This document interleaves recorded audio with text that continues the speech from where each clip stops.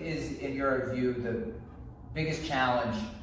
And it could be from your personal perspective, or you could say from the form as a whole. Mm-hmm. What do you think is the biggest challenge that we face as a community, or for yourself and your what you're trying to do, and perhaps what is the opportunity for tap dance now, in your view, from where you're sitting right now? That's a great question.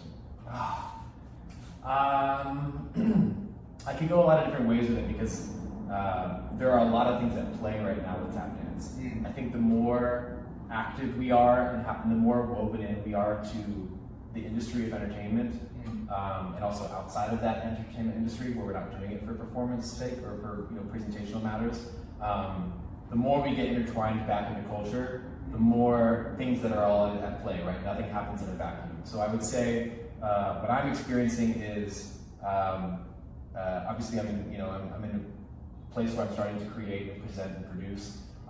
So it's very difficult to find funding and presentation for tap dance, right? It's becoming more prevalent, but it's definitely still a challenge to find a presenter outside of the tap dance world who's interested in us and wants you to be as fully expansive as you are and do exactly as you wish.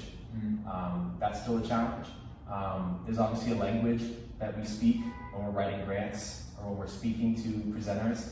That's very helpful. So finding that language that you can speak to.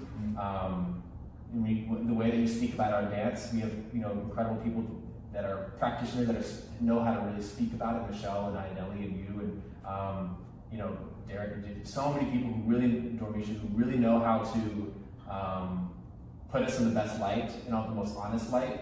And that language is really important when we're in the business, right? As Diane said, it's show business. And there's a lot of the business element that a lot of tap dancers don't learn soon enough. And then also, I would say it's an exciting time because we're in a lot of different realms.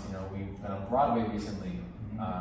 There's tap dance, the #1 film on Apple TV, Spirited. There's a lot of we're existing in spaces that we used to really kind of live in, and so with that, we really need to take care of our bodies because we're going from I've been touring with a band recently, so they don't plug in time for warm up. When you work with a band or an orchestra, they're just going in and they're on. They travel the same day they perform, and they travel the next day to perform, and so that's always challenging. So taking care of our bodies because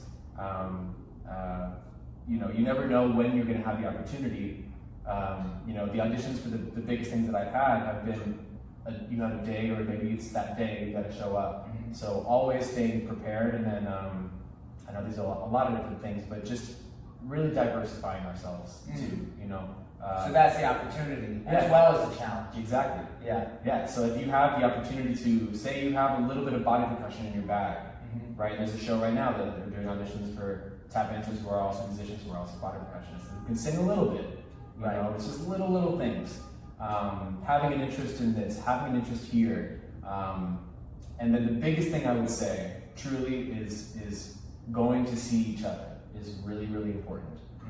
It means so much when you're leaving a backstage and a few tap dancers that you maybe know or don't even know have come. It means the world. And so if you have the means or the opportunity or the availability to go see tap dance, to go support it in any way, it's really important that we go see it too. Not just say, why isn't the wider audience coming to see us? Let's lead by example. We have to fill those seats too, and obviously there are ways of making it less expensive, reaching out to the performers. They have a little hookup. If I'm doing something, I'm always looking for a promo code or comps that I can send to any tap dancers their way.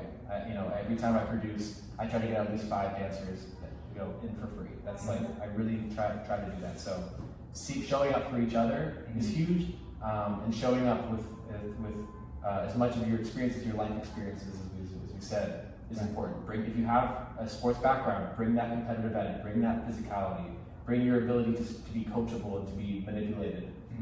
If you're not like that and you come from a theatrical background, bring all of that, your charisma, bring your training, bring that discipline to memorize, to repeat, to respond. Bring all of those because they're all on the table. Everything is on the table.